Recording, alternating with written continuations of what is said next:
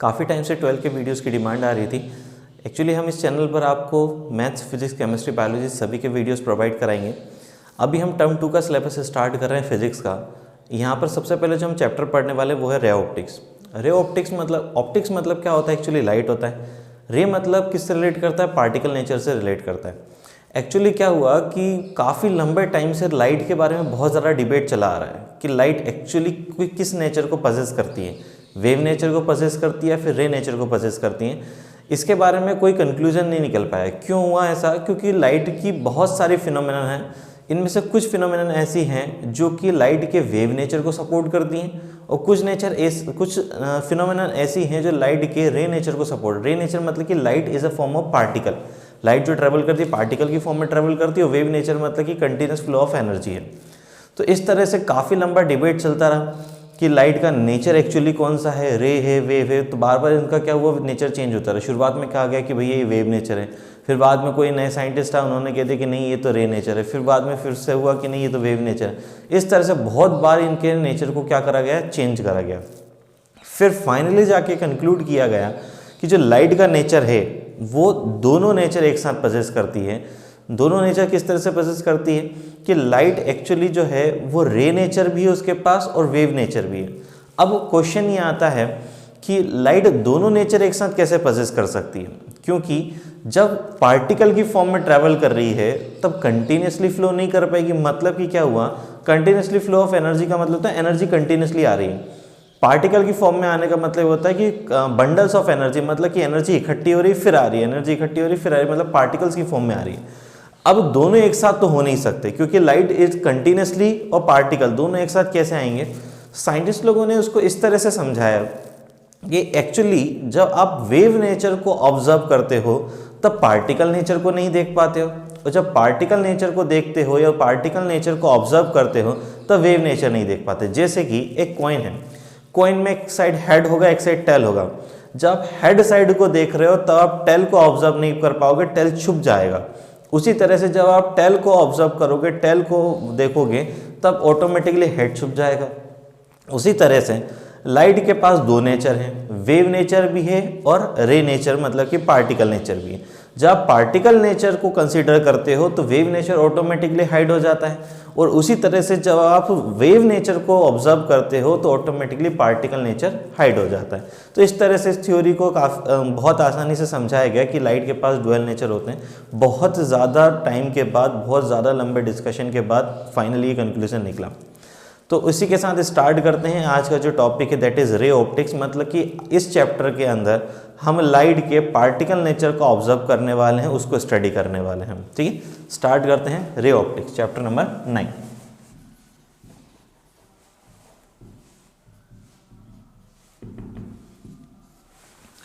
अब लाइट की कुछ फिनोमेना हैं, जैसे कि reflection of light, refraction of light, interference, diffraction, polarisation, dispersion, photo electric effect, ऐसे कुछ फिनोमेनन होती हैं। सो कुछ फिनोमेनन ऐसी हैं जो हम चैप्टर रे ऑप्टिक्स के अंदर पढ़ेंगे, कुछ वेव ऑप्टिक्स के अंदर पढ़ेंगे। तो आज जो हम पढ़ने वाले हैं that is reflection of light.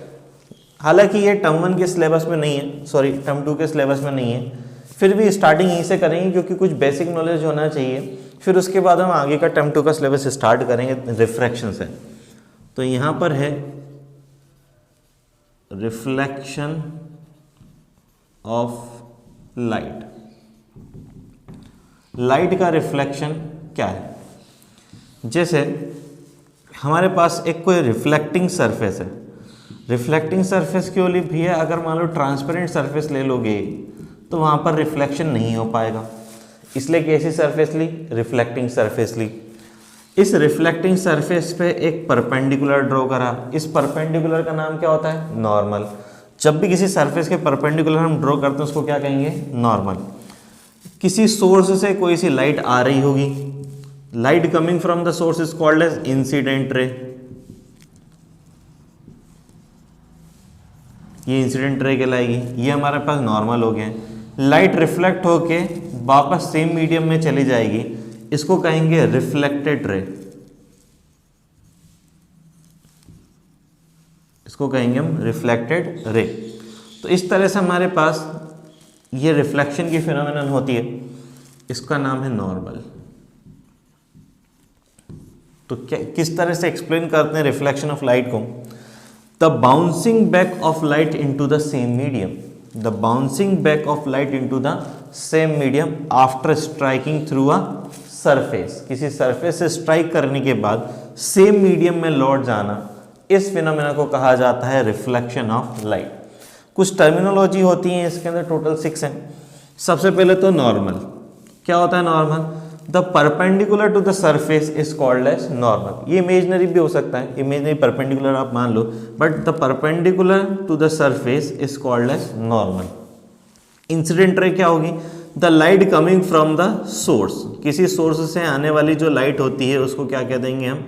Incident ray. ये सोर्स हो गया हमारे पास लाइट का, यहाँ से कोई लाइट आ रही है, this is called incident ray. Next आता है रिफ्लेक्टेड रे। रिफ्लेक्टेड रे क्या होगी? The light which bounce back into the same medium after reflection, वो लाइट जो सेम मीडियम में बाउंस बैक हो जाती है रिफ्लेक्शन के बाद, उसको कहते हैं हम रिफ्लेक्टेड रे। ठीक है, तो टोटल हमने 3 टर्मिनोलॉजी पढ़ी। सबसे पहले था normal, perpendicular to the surface normal, incident ray, the light coming from the source is called as incident ray, reflected ray, the light ray which bounce back into the same medium after reflection is called as reflected ray. फिर उसके बाद आता है angle of incidence, इसको represent करेंगे हम I से। The angle between the incident ray and the normal, the angle between the incident ray and normal is called as angle of incidence which is represented by I. Second है हमारे पास angle of reflection, the angle between reflected ray and the normal, the angle between reflected ray and the normal is called as angle of reflection which is represented by R. 5 terminology, एक last और बची है, that is point of incidence. तो point of incidence क्या होगा? यहाँ पर इसको O से रिप्रेजेंट करेंगे। The point of intersection of incident ray, normal and reflected रे, ऐसा पॉइंट जहां पर incident ray, normal, reflected ray तीनों आकर इंटरसेक्ट होती हों, उस पॉइंट को कह दिया जाएगा पॉइंट ऑफ इंसिडेंस। ठीक है, इस तरह से पॉइंट ऑफ इंसिडेंस है। टोटल 6 टर्मिनोलॉजी हो गई है, ध्यान रखिएगा। फिर से एक बार मैं रिवाइज करवा देता हूँ क्या क्या हमारे पास। एक तो नॉर्मल है, perpendicular to the surface, incident ray, light ray coming from the source, reflected ray, the light ray which bounce back into the same medium after reflection is known as reflected ray. Angle of incidence, the angle between the incident ray and the normal is called as angle of incidence. Normal, the angle between the normal and reflected ray is known as angle of reflection, and the last is point of incidence. So what is this? The point of intersection of incident ray, normal and reflected ray is known as point of incidence. तो ये कुछ terminology हैं जो आप लोगों को पता थी पहले से, फिर भी एक बार हमने इसको रिवाइज कर ली। इसके लॉ भी हैं, किसके? रिफ्लेक्शन ऑफ लाइट के लॉ हैं जिसको हमेशा फॉलो करना होता है हमें। तो क्या क्या लॉ हैं वो समझते हैं। आप लोगों को ये भी 10th क्लास में पढ़ा होगा। सबसे पहला लॉ है angle of incidence is equal to angle of reflection, I is always equal to R. जैसे कि मान लो ये एंगल 30 डिग्री हुआ, तो ये एंगल भी कितना हो जाएगा? 30 डिग्री होगा। ये 40 डिग्री हुआ एंगल ऑफ इंसिडेंस, तो ये भी कितना हो जाएगा? 40 डिग्री हो जाएगा। ये 0 डिग्री हुआ तो ये भी क्या हो जाएगा? 0 डिग्री। इसका मतलब क्या हुआ कि मान लो कोई एक सरफेस, ये रिफ्लेक्टिंग सरफेस है, ये इस पर हमने नॉर्मल बनाया, एंगल कहाँ से मेजर किया जाएगा? नॉर्मल से। ठीक है, मान लो कोई लाइट इस तरह से आ रही है, सरफेस के परपेंडिकुलर आ रही है, तो बाउंस बैक होकर वो भी इसी पाथ पे चली जाएगी। If angle of incidence is 0 then angle of reflection must be 0। Angle of incidence, angle of reflection कहाँ से मेजर किए जाते हैं? नॉर्मल से। आप कभी भी सरफेस से एंगल मत मेजर कर लेना, क्योंकि जनरली स्टूडेंट यही गलती करते हैं कि जो एंगल है वो कहाँ से मेजर कर लेते हैं? सरफेस से, क्योंकि उनकी ये आदत होती है। ये जो भैया एंगल कितना दिख रहा है? 90 डिग्री। 90 नहीं है, 0 है, because in this case we always use to measure the angle from normal. Normal से एंगल मेजर करेंगे तो देखिए नॉर्मल की डायरेक्शन में अगर कोई लाइट आ रही है तो नॉर्मल के साथ एंगल क्या हुआ? 0 डिग्री। एंगल हो गया 0 डिग्री, कौन सा? Incidence angle.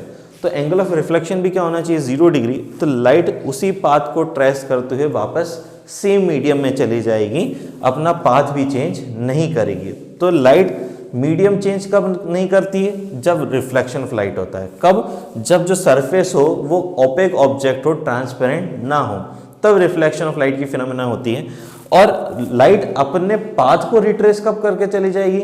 जब एंगल ऑफ इंसिडेंस 0 डिग्री हो, तब लाइट अपने पाथ को रिट्रेस करेगी। ग्रेसिंग कब करेगी, मतलब किस तरह से सरफेस से ग्रेस करते हुए कब जाएगी, जब एंगल ऑफ इंसिडेंस की वैल्यू कितनी हो, 90 डिग्री हो, तो एंगल ऑफ रिफ्लेक्शन भी 90 डिग्री हो जाएगा। अब सरफेस के अलोंग ग्रेस करते हुए जाएगी लाइट, ठीक है। ये यूँ समझ लो कि रिफ्लेक्शन ऑफ लाइट एक तरीके से होना ही नहीं है। क्यों नहीं होना है, क्योंकि लाइट कभी भी सरफेस से थोड़े ना स्ट्राइक करने वाली है। क्यों, क्योंकि भैया वो तो पैरेलल है ना, पैरेलल है किसके, इस सरफेस के। सरफेस के अगर पैरेलल है तो रिफ्लेक्शन की फिनोमेनन ही नहीं होनी, तो लाइट एक स्ट्रेट पाथ ट्रेवल करते चली जाएगी। फिर भी हम क्या कहेंगे कि एंगल ऑफ इंसिडेंस कितना है, 90 डिग्री, तो एंगल ऑफ रिफ्लेक्शन भी क्या बन गया है, 90 डिग्री, ठीक है। आई थिंक आप लोगों को रिफ्लेक्शन ऑफ लाइट समझ में आ गया होगा, किस तरह से होता है, क्या चीज़ होती है ये। और वैसे भी आप लोगों को पुरानी क्लास का नॉलेज होगा इसे।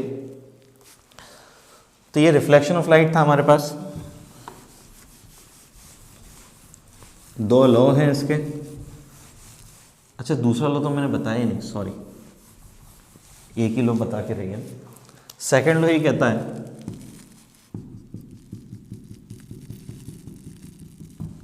ये हमारे पास इंसिडेंट रे है, ये हमारे पास रिफ्लेक्टेड रे है। Incident ray, normal, reflected ray, angle of incidence, angle of reflection. ये हमारे पास कोई सोर्स था जहां से क्या आ रही थी, लाइट आ रही थी। ये सोर्स है हमारे पास, यहां से लाइट आ रही है। सेकेंड लॉ ये कहता है कि the incident ray, normal and reflected ray all lies in the same plane. Light यहां से आ रही है, नॉर्मल यहां है, रिफ्लेक्टेड रे इस जगह है। ये तीनों के तीनों सेम प्लेन में ही लाए करेंगे, अपने प्लेन को चेंज नहीं करेंगे। कैसे, जैसे कि मान लो ये नॉर्मल है, यहाँ पे एक सरफेस अज्यूम कर लेते हैं, इस सरफेस का क्या हो जाएगा, ये नॉर्मल हो जाएगा, ठीक है। इंसिडेंट लाइट ये नॉर्मल हो गया, इंसिडेंट लाइट इस तरह से आ रही है, तो नॉर्मल इंसिडेंट रे इस दोनों एक प्लेन में है, तो रिफ्लेक्टेड लाइट रे भी इसी प्लेन में ही होना पड़ेगा, तब जाकर ये लो, मतलब होना ही पड़ेगा उसको। लो तो हमेशा सही है। क्यों है सही, क्योंकि लो बना ही तब है जब उसको कभी भी आप वायलेट नहीं कर सकते। तो इसका मतलब ये हुआ कि इंसिडेंट रे, नॉर्मल जिस प्लेन में है उसी प्लेन में रिफ्लेक्टेड रे भी होना चाहिए। इस लो को अगर इस तरह से कहते तो ज़्यादा आसानी होती, ज़्यादा समझने में आ जाता, क्योंकि तीनों अगर सेम प्लेन में है तो इससे कुछ बात शायद हो सकता है कन्फ्यूज़न क्रिएट हो।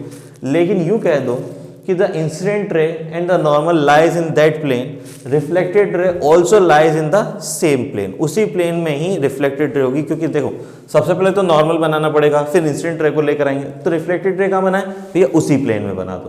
तो इसको समझना शायद ज़्यादा आसान हो जाता। तो इस तरह से भी आप इसको समझ सकते हैं कि यहाँ पर हो गया है हमारे पास सेकेंड लॉ, दोनों तीनों रेज जो हैं वो सेम प्लेन के अंदर लाए करती हैं।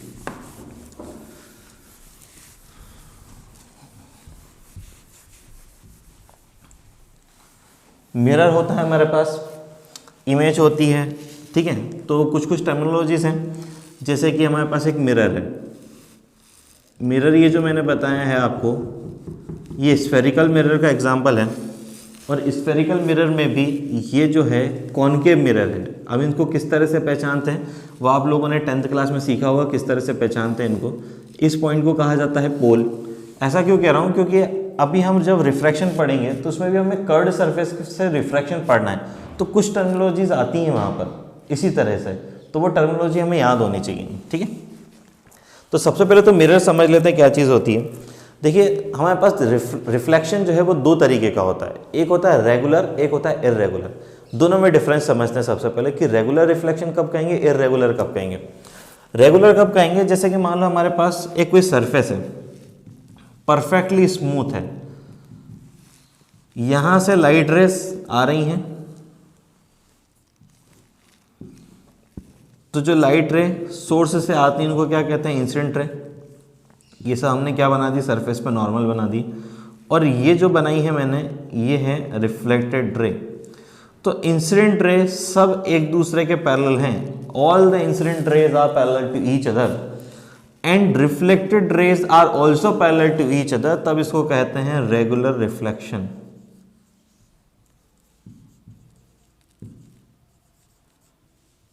रेगुलर रिफ्लेक्शन कब कहेंगे, जब incident rays and reflected, incident rays आपस में एक दूसरे के पैरेलल हो और रिफ्लेक्टेड रेज भी आपस में एक दूसरे के पैरेलल हो तो इस रिफ्लेक्शन को कहते हैं रेगुलर रिफ्लेक्शन।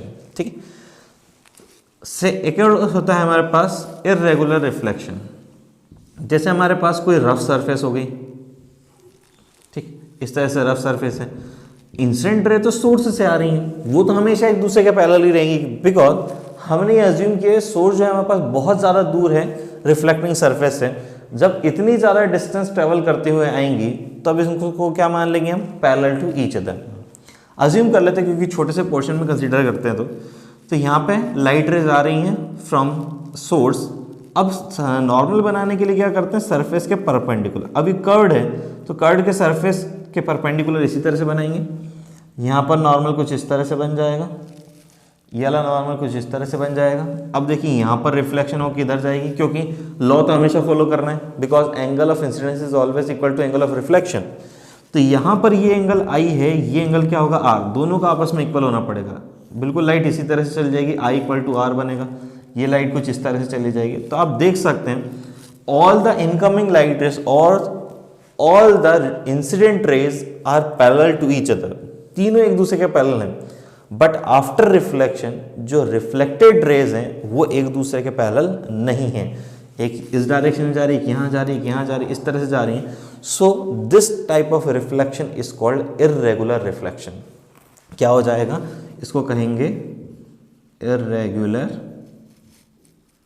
रिफ्लेक्शन, या फिर हम ऐसा भी कह सकते हैं the reflection takes place over the rough surface. कोई भी रिफ्लेक्शन जो कि रफ सरफेस पे होता हो उसको क्या कह देंगे हम, इर्रेगुलर रिफ्लेक्शन। तो रेगुलर रिफ्लेक्शन कहाँ होता है, स्मूथ सरफेस पे, इर्रेगुलर रिफ्लेक्शन कहाँ होता है, रफ सरफेस पे होता है। तो मिरर एक ऐसा डिवाइस है जो अपने ऊपर इंसिडेंट होने वाली सभी रेस का रेगुलर रिफ्लेक्शन कर दे।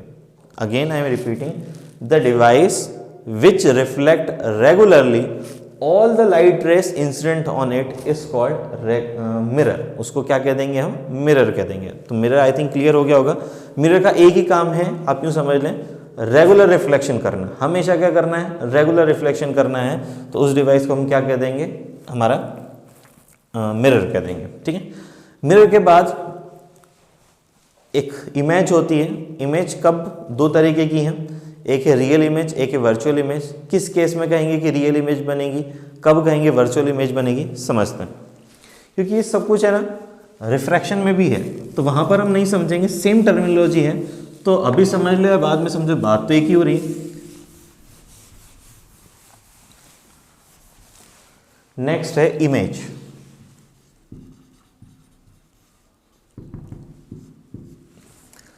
इमेज क्या चीज होती है, देखिए लाइट रेस किसी सोर्स से इंसिडेंट होती हैं, सरफेस पे रिफ्लेक्ट होंगी या रिफ्रैक्ट होंगी। रिफ्रैक्शन हम बाद में समझेंगे, एक बार और उसको वहां पर समझ लेंगे। लेकिन अभी रिफ्लेक्शन के केस में समझते हैं, जैसे कि मान लो किसी पर्टिकुलर सोर्स से लाइट रेज इंसिडेंट हो रही हैं, सरफेस से टकरा कर रिफ्लेक्ट हो रही हैं। रिफ्लेक्टेड लाइट रेस किसी एक पर्टिकुलर पॉइंट पर जाकर मीट होंगी, उस पॉइंट को कह दिया जाएगा इमेज। किसकी, सोर्स की या फिर ऑब्जेक्ट की, जहां से भी लाइट आ रही है उस पॉइंट की इमेज। फिर से रिपीट कर रहा हूं, क्या हुआ कि किसी सोर्स से लाइट आई या किसी ऑब्जेक्ट से लाइट आई, रिफ्लेक्टिंग सरफेस से स्ट्राइक करके वापस से मीडियम में चली गई, तो क्या होगा, कहीं ना कहीं जाकर वो क्या करेगी, इंटरसेक्ट करेगी। तो वो जहां इंटरसेक्ट करती है उस पॉइंट को कह दिया जाता है इमेज। ठीक है, तो इमेज क्या होता है, it is the point where reflected light rays intersect after the reflection. जहां पर रिफ्लेक्टेड लाइट रेस इंटरसेक्ट करेंगी आफ्टर रिफ्लेक्शन। तो जैसे कि आप लोगों ने ये मिरर देखा, अभी मैंने थोड़ी देर पहले भी बताया था, इसको हम कॉनकेव मिरर कहते हैं।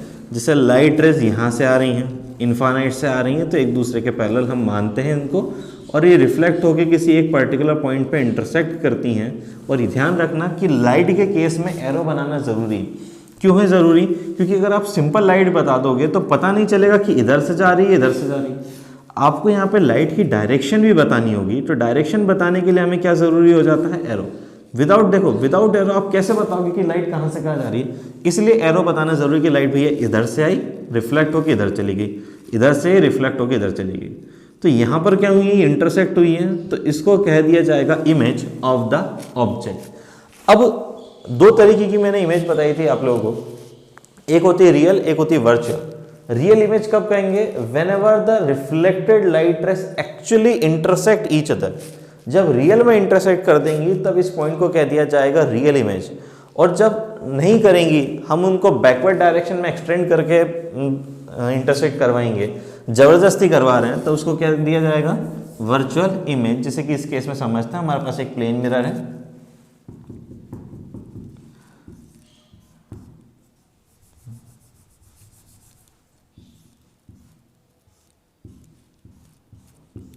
ये हमारे पास सामने कोई ऑब्जेक्ट रखा हुआ है, इससे एक लाइट रेस यहाँ पर जा रही है, ठीक है, रिफ्लेक्ट होके वो इधर की डायरेक्शन में जाना चाहिए। चलो ठीक है, हम इसको हटा देते हैं, मिरर हमारे पास बहुत ही लेंदी है, तो इस तरह से यहाँ पर जाना चाहिए, ठीक है।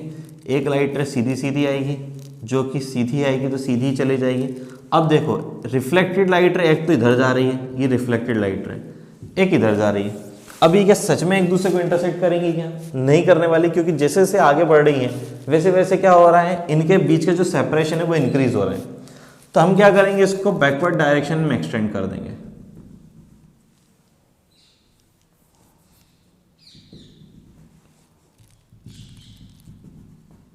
तो इस पॉइंट पे क्या हुआ है, इनका वर्चुअल इंटरसेक्शन हुआ है। देखिए रियल इंटरसेक्शन तो यहां पर हुआ था, जब रियल इंटरसेक्शन हुआ है तो कौन सी इमेज बनी है, रियल इमेज। अब यहां पर रियल इंटरसेक्शन हुआ क्या, नहीं, वर्चुअली इंटरसेक्ट करवाया है, इसीलिए इस पॉइंट को कह दिया जाएगा वर्चुअल इमेज। तो आई थिंक आप लोगों को दोनों में डिफरेंस समझ में आ गया होगा कि कब किस इसमें कहेंगे हम रियल इमेज बन रही, कब कहेंगे वर्चुअल इमेज बन रही। Whenever light ray really और actually intersect each other, then the image of form is called real image. And whenever the light rays virtually intersect each other, तो उस case में कहेंगे हम कि यहाँ पर जो इमेज बन रही है वो कौन सी है, वर्चुअल इमेज है। तो यहाँ पर हमने अभी क्या क्या सीखा कि मिरर क्या होता है, इमेज क्या होती है, रिफ्लेक्शन कितने तरीके के होते हैं। बेसिक टर्मिनोलॉजी यहाँ पर हमारी कंप्लीट हो गई है। स्टार्ट करते हैं रिफ्रैक्शन। तो वैसे मैंने आपसे प्रॉमिस किया था कि हम ज़्यादा लेंथी वीडियोस नहीं बनाएंगे, तो यहाँ पर इस लेक्चर को हम कर रहे हैं कंप्लीट। नेक्स्ट लेक्चर के अंदर हम समझने वाले हैं कि रिफ्लेक्शन ऑफ लाइट क्या होता है, और उससे रिलेटेड फिनोमेनन जो है वो आगे नेक्स्ट लेक्चर के अंदर डिस्कस करेंगे। Okay, thank you.